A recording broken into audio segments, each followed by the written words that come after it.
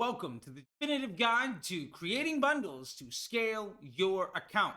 This is going to be huge. We're going to talk about upselling strategies, vertical integration, and market research. Ultimately, understanding what to even sell, how to position it, how to build ads around doing that, and ultimately how we can use these types of things to not only improve our AOV off of first purchase and, of course, the LTV of our business, but also how to use them to position our primary offers to improve the conversion rate and ultimately maximize cash flow for those very low cost conversions that our business is relying on.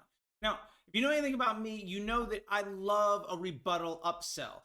But wait, there's more. Provide value, understand the needs of the market, and give the customer what they want, providing premium experiences to customers willing to pay more. Because remember, direct consumer advertising is all about a unique selling proposition and then providing more value than somebody would offer or get at a store near them.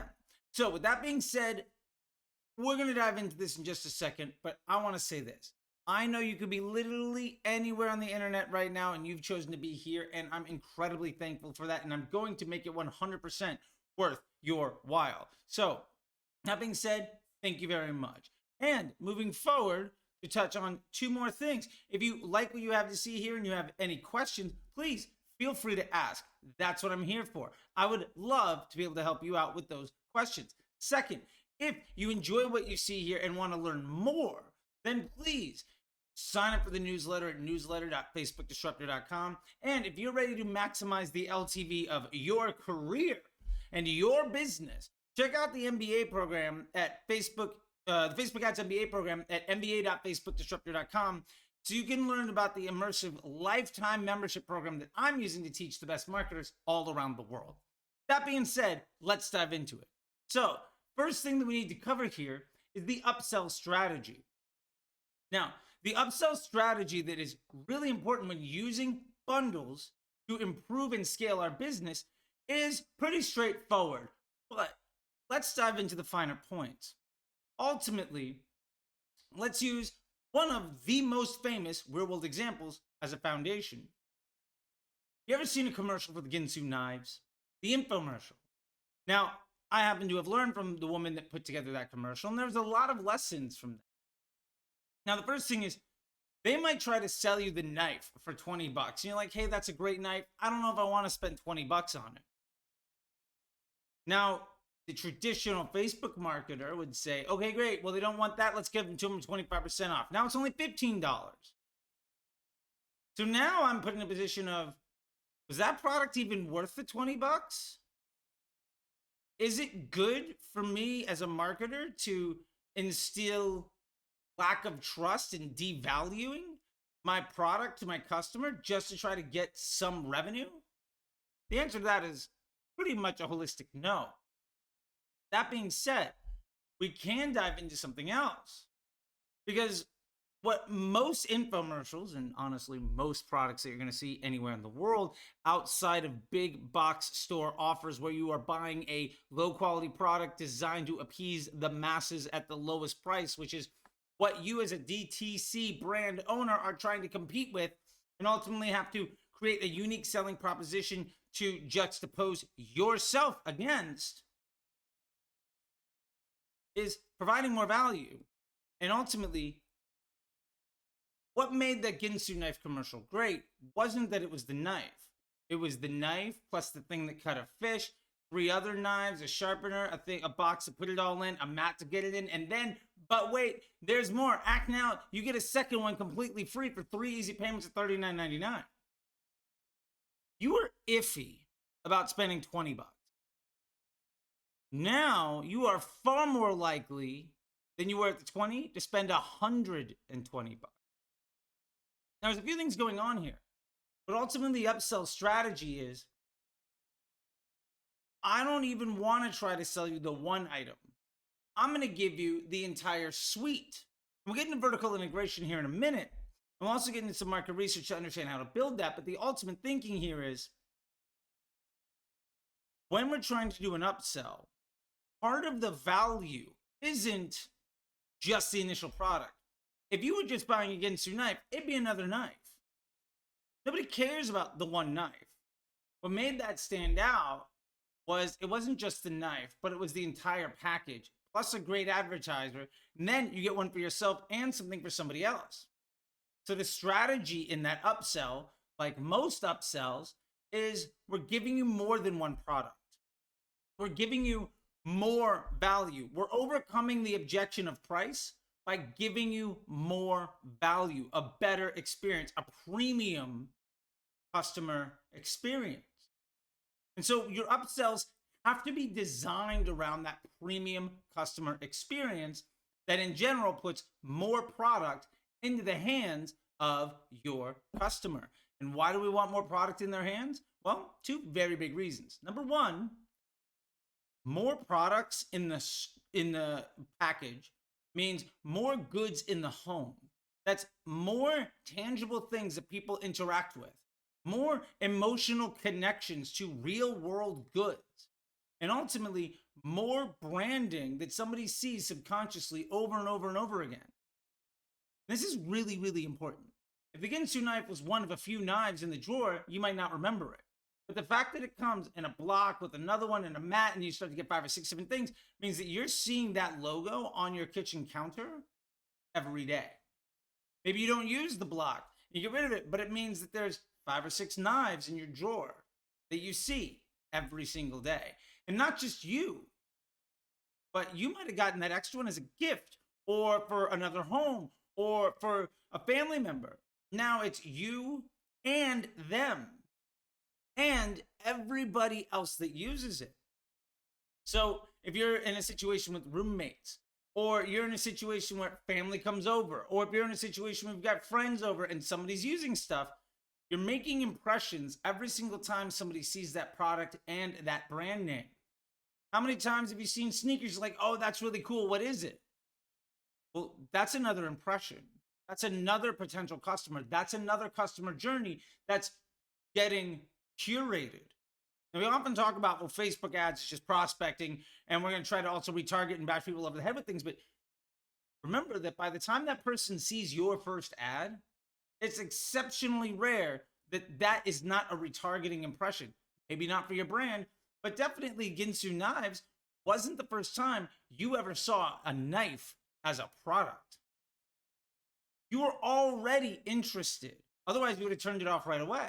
You're already aware of what the product was because, well, it's a knife or it's sneakers or it's a car, whatever. Like, we're not telling you that, hey, there's this wonderful thing made out of metal and it cuts things. So when Facebook is using this information, and Amazon's really good at this too, so is Google, hint, hint, every digital marketing platform is really good at this stuff. That impression is served to you, not just because somebody paid for it and it's random, but because there's a meritocratical reason that your consumer experience will be better as a user of that platform because somebody showed you that content. That is incredibly important to understand. So our upsell strategy here should be not only how do we overcome the objection of price, and often that is done through focusing on value or focusing in on trying to match the use cases. But it's also really important for us to use this because our upsell strategy should be there to define attachment and emotional connection, and ultimately to position our product in a way that we are no longer just selling a single thing to somebody. We are selling multiple things to solve multiple problems, to overcome multiple objections, to create multiple impressions to multiple people in a way that generates better cash flow up front and a better LTV that ultimately might lead to additional purchases. And that's really important too, because the second to last thing I want to cover here very shortly is that when you buy bundles from brands, you're more likely to buy a second thing from that business. One of the most famous bundles of all time is the Nintendo Entertainment System. When you bought an NES back in the late 80s, early 90s, it came with a couple games. Now, me, when I got it, it came with Mario 1 and Duck Hunt and World Class Track Meet. But that also made the entertainment system way stickier. You see this happen with PlayStation, where they've got the PlayStation Now and you can download free games. You see this in a lot of places, and you might not be aware of it. But there's a lot of situations where the product is sold with additional use cases above and beyond the initial product that you're actually buying. And that makes your engagement with and the stickiness of that product much higher. Now, the last thing that I want to touch on really quick is that when you try to sell that Ginsu knife for 20 bucks, people are like, well, they're comparing that knife to every other knife that's $20. Okay. What if that knife is now positioned against the entire bundle? Maybe I don't want to spend 120 bucks on the entire bundle of all the knives. But now the $20 knife is a $20 version of the big thing, not a $20 version laid against a million other $20 items. So you're positioning your primary product in a different way. It means you can also probably start selling that primary product for 25 or 30 because you've established a price point. When you begin to sell bundles and upsells, one of the biggest things that you'll see is a higher conversion rate on your primary offer. And more people will take that primary offer and immediately take the upsell because they're using that primary offer as a trial, the initial product.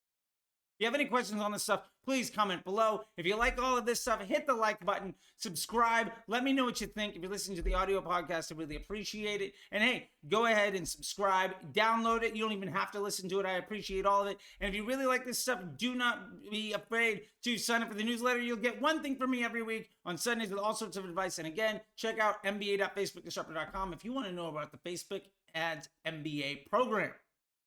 Second thing we're going to cover here today about how to create bundles to scale your business is vertical integration. Now, this is an extremely important business principle. And really what this is understanding when somebody buys one product, what are other products they're likely to buy? Now, great examples of vertical integration can be done with single brands or with retailers. Now, for instance, with retailers, you'll often see commonly sold together items sold right next to each other on the shelf. Hot dogs next to the buns, right? Charcoal next to the beer. That's not an accident. You'll also see this happen a lot on Amazon. When you buy a product, if you ever notice they say, hey, people that buy this product are also very likely to buy these other ones. Now, the reason those products are all sold together or the people likely buy them together is because of the vertical integration of these products. So for instance, if I'm selling this pen, I could try to sell you this pen over and over again, or I could sell you a bundle of this pen, or I could sell you this pen, some pad of paper, maybe a case to bring it in. Now maybe you're interested in the pen, maybe. Maybe you're interested in the pen and kind of getting, your way to getting multiples of it in a bundle. But if I give you the pen plus branded paper and a notebook to come together with it and all sorts of other stuff, now you're like, okay, you're solving multiple problems. I need one product to use the other product, and I'm starting to put all of these things together. And now I'm spending more money. I've got more products of yours in my home, and I'm using your products more often, and I'm creating emotional connections and psychological triggers around your branding. Now, what's really important with vertical integration is that this is the primary thing that takes something from a product with a marketing team to a business. Very few businesses rely on a single product sold one time. That's exceptionally difficult. Now, there are always exceptions to the rule. There are always things out there that might work. However, the primary source of most business growth is repeated transactions. And those repeated transactions generally happen because we have vertically integrated products. When you're going to buy one product, you're likely to buy X, Y, and Z afterwards. Well, a great example of vertical integration that I was able to manage back when I was running the accounts for New Balance.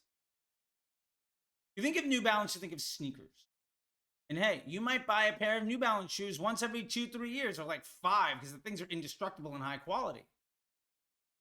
Now, it's really hard to generate cash flow when somebody buys your product once every 3 to 5 years. And the markup on that product isn't that great. I mean, yes, they're making this shoes for dirt cheap and they're selling it for like 50, $60, but that's it. Then I don't see you for years. What we did to really counteract this is started to sell socks and joggers and apparel. Now, the honest truth is, you might never buy a pair of New Balance trainers from us, or you might not until you're like 50 and you might be 25. But when you get some cool pants, maybe you buy them, or maybe you get the socks, and then maybe you buy them, or maybe you find a deal where it's a pair of pants and then there's a post-transactional upsell to a pair of socks. Well, now it's like, okay, well, I'm using the pants. If I'm going to be using the pants to go out running, I might as well wear the socks. Now instead of spending like $60 on a pair of shoes, I might be upwards of $90 or $100 on this checkout. So I'm already making a higher AOV on this customer. And if they like that stuff and they come back and buy a second or third time, now that emotional connection and psychological relationship to the brand of New Balance is different. And my conversion rate on that customer is 20 times as high as it would be on somebody that is just looking at shoes. And we're talking anybody that makes one purchase, 20 times more likely to buy the shoes. They buy one or two or three of the other products through an upsell. And that's incredibly important.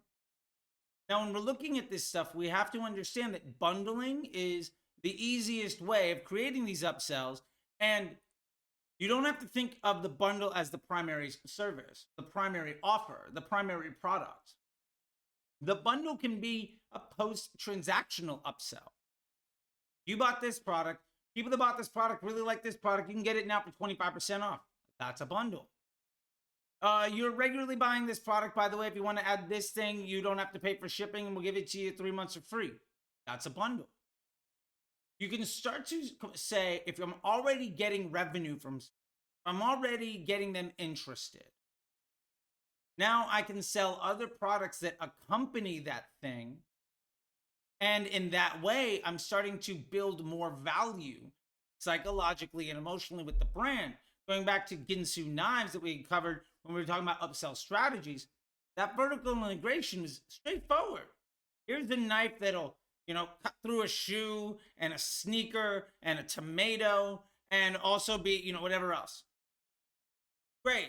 Well, apparently you're using this knife. Maybe you'd use other ones. Maybe you're interested in other knives that we have. Well, instead of trying to get you to come back and buy all of them, selling you the entire package. Now, some of those items in that package are super cheap with a great markup, like the bag it all comes in. Some of those products are really high quality, right? Like the steak knife is high end. But the point of selling them all together, or to have a product line that allows for people to have more than one thing that they want to buy from you, means that the acquisition of a single sale is far likelier to lead into the creation of a customer journey with added lifetime value.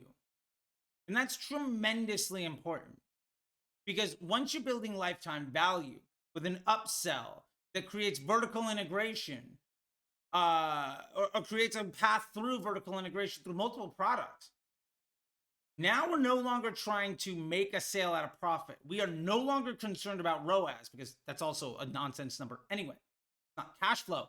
Now what we're doing is we are buying profitable customer journeys. When you're buying profitable customer journeys, you don't have to make a profit on that first sale.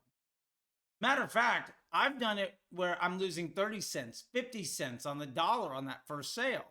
And you say, well, I can't afford to do all of that stuff. Okay. Well, what if you started to sell vertically integrated products so your existing customers would come back and buy a second and third time. And you say, well, I don't have the cash flow to float all that money. Sure.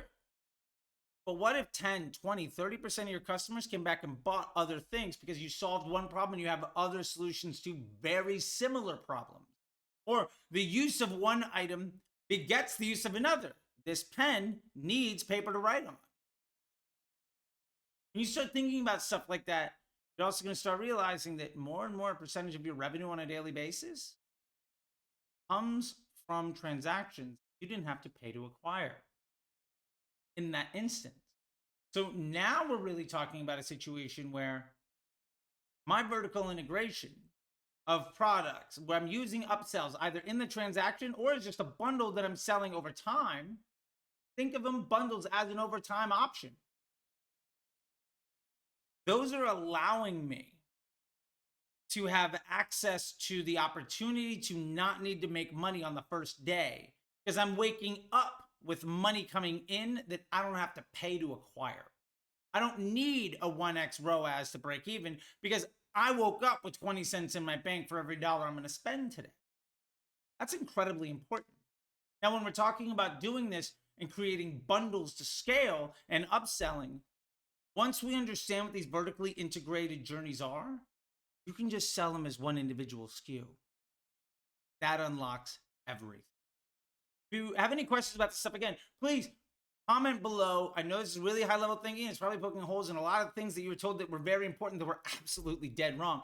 And more importantly, if you love this type of stuff, please hit the like button, hit subscribe, go to newsletter.facebookdisruptor.com, sign up for the newsletter so you can get it inside of your inbox every day. And if you like this information and you want to vertically integrate yourself into this entire opportunity for LTV for your entire career, check out the Facebook Ads MBA program from Disruptor School at mba.facebookdisruptor.com. Last thing we're going to cover today. When we're looking at upsells and bundles for scaling our business, is market research. The honest truth is we might not have any good idea how to vertically integrate our business or what our customers want. We might have a lot of really good ideas, which means we're running into the other problem of offer confusion and massive cost, because then we have to test a million different things. And if you know me, you know that I think the idea of running a bunch of tests and running a bunch of campaigns and trying to sell a bunch of products is a really, really bad idea. So how do we do market research so that we can understand what our customers actually want? Here are the three biggest things that I do. Understand what that is. Number one is just flat out looking at my numbers. Now, the easiest way of understanding this, we've talked about finding a hero product. What is the product that when people buy it, they're most likely to buy a second time, right? We look at people that bought more than once. Of those people, what was the most common first product sold? Super easy. What was the most common second product sold? Can we put those together? Again, maybe when somebody bought this pen, they immediately went back and bought paper. Why don't we sell it together? Now, sometimes these bundles make complete sense. Sometimes they're completely ridiculous. And that's okay. We need to understand where we are contextually relevant and where our customers are at with their behavior with our business. But the first easiest way of figuring out a bundle is just like I said. What is the most commonly sold product of folks that buy more than once, or that's their first purchase? Now, create a bundle, essentially an upsell to scale our business. What's the most commonly sold second product in those people's customer journeys? That's going to tell you everything. That right there, number one bundle, you can probably start prospecting with that bundle. And if people don't like it, they can bounce around your site and just buy the regular one-off things at full price instead of maybe discounting the bundle by 10, 20. Now, yes, I said discounting. If I don't have to pay to get the transaction more than once, I could instead say the $5 or $10 I'm knocking off the price is my acquisition cost of 2 conversions. If I'm doing that, I'm improving the AOV of my first purchase, my average customer, and because I'm making the lowest quality customer, person only buys once, because I'm getting more revenue out of that person, my average LTV across my entire business goes up. Also, the more products people buy from you, the more likely they are to come back and buy again. So my second purchase rate goes up because more people that take that bundle are likely to buy one of those products again or something else that's vertically integrated in my business. So now instead of selling this pen and then hopefully selling some paper, selling this pen and paper, and then if they buy anything else from me again, pen, paper, and Ginsu knives, maybe they go out and buy another one. Maybe there's 20 other things that Ginsu makes that now they're interested because they like the brand. Maybe now you're buying the New Balance sneakers because you bought the pants, the joggers, or some socks, and now you're just interested. Because again, you're emotionally and psychologically attached to the brand in a way that buying the one product does far less. Now we have a very good relationship, and I'm developing LTV. I can buy against that LTV instead of the AOV of the first purchase.